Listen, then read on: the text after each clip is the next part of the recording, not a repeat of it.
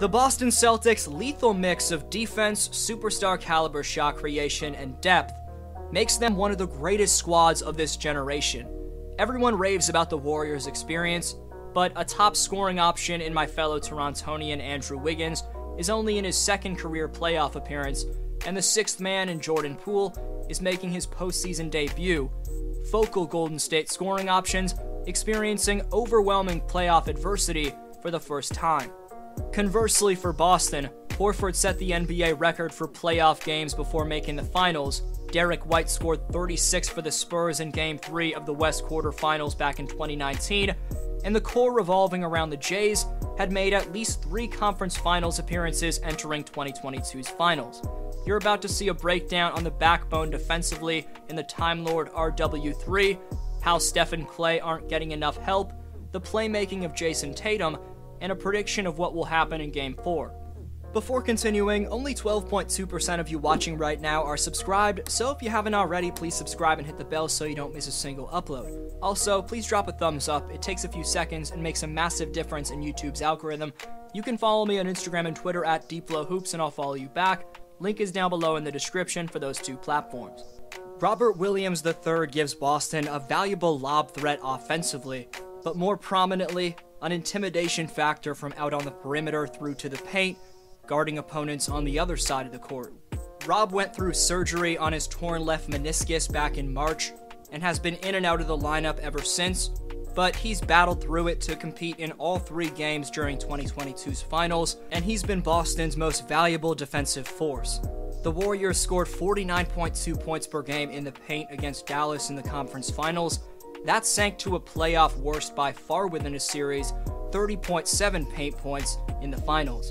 There's no denying that RW3 has both stopped and intimidated the Dubs from attacking the rim, considering he owns the best defensive rating in these finals and the best by a big man by far. As Jordan Poole penetrates the lane, 4 Celtic defenders have their eyes on him, and when Robert Williams stops the drive, as Gary Payton catches Jaylen Brown ball watching, JP drops a scoop pass to the young glove for what seems like an easy dunk. Despite hobbling on a bad knee, the Time Lord swiftly rotates from Poole over to Payton, shocking Gary with his 9-foot 4-inch standing reach and 40-inch vertical jump.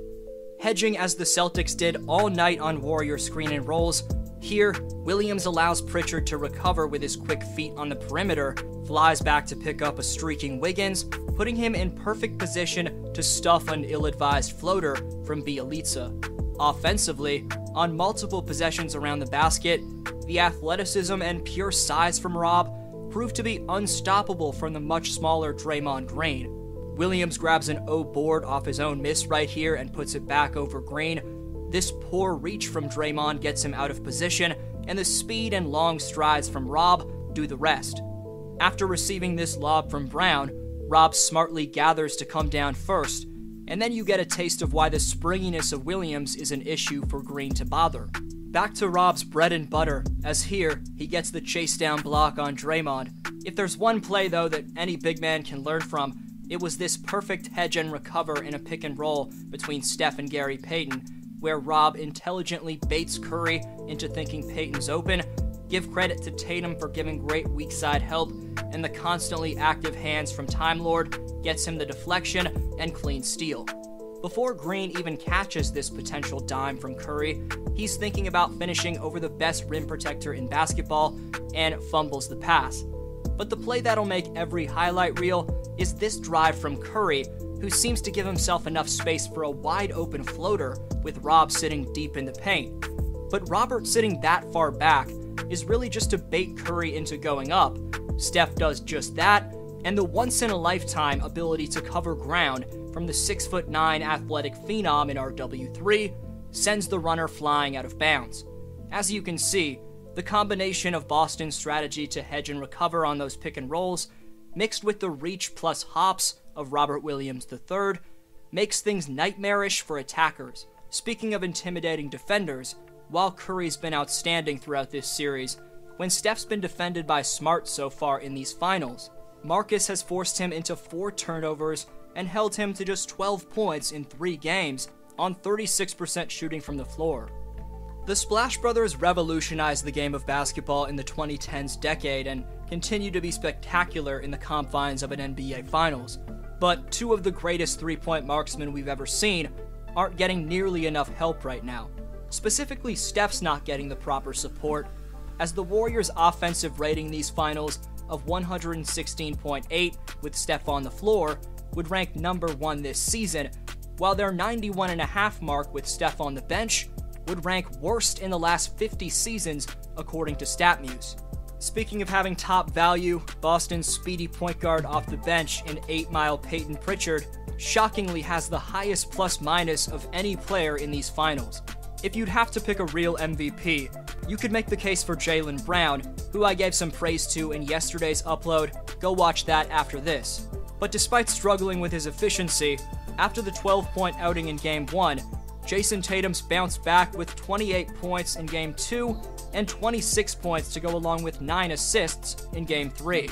According to Synergy, Jason's been more efficient creating both points and assists during these finals than any other series of his career. The bona fide superstar Jason Tatum also has the most points as well as the most assists in these playoffs.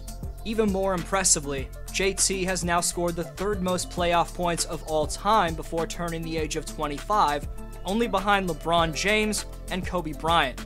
Some decent company there. 14-1 after losing a game since January 23rd.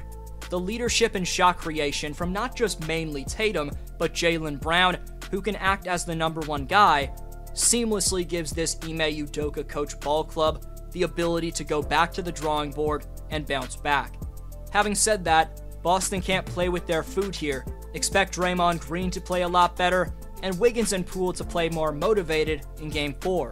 But the fact of the matter is, Steph and Klay combined for a hefty 56 points in Game 3, and that still resulted in a near 20-point Warrior loss.